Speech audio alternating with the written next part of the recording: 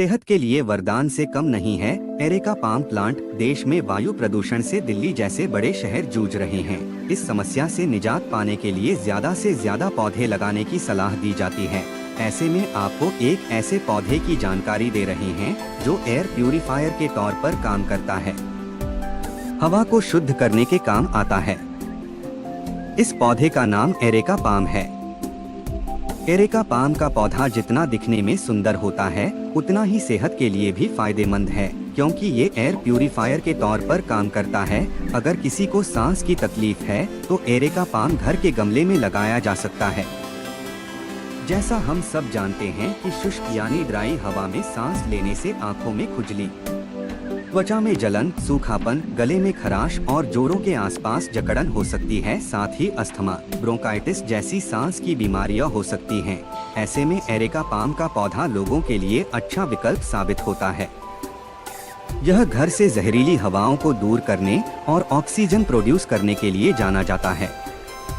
खास बात यह है कि यह पौधा रात में भी ऑक्सीजन पैदा करता है, इसीलिए इस पौधे को बेडरूम में रखने की विशेष सलाह दी जाती है।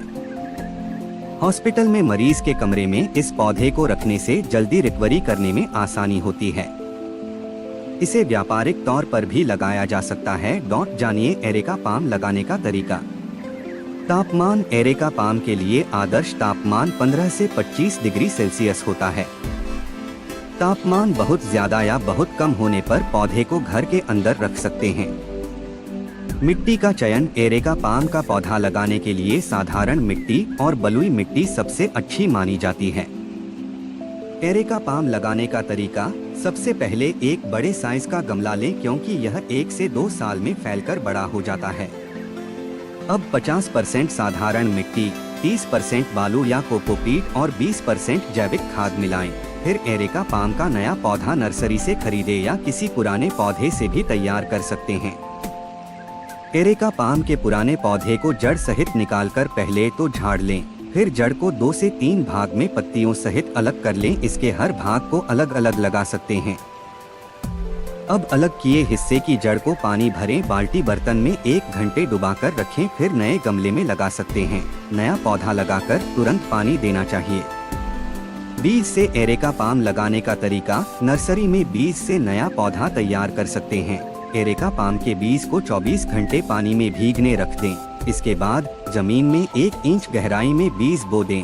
गमले को बाहर किसी छांव वाली जगह रखना चाहिए जहां रोशनी हो लेकिन सीधी धूप न मिले।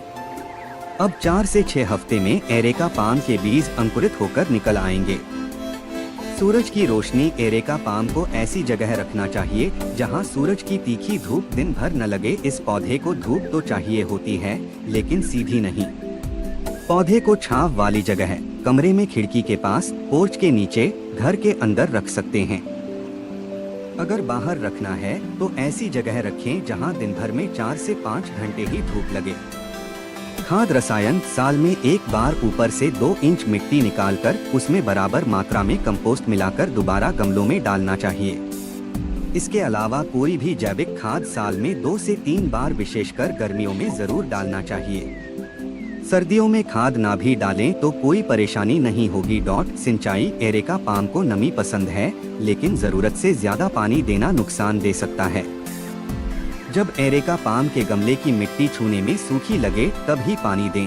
अगर एरेका पाम का गमला घर के अंदर रखा है तो हर 2 से 3 दिन में पानी दें, और अगर बाहर रखा है तो 1 से 2 दिन में गमले में पानी डालना चाहिए।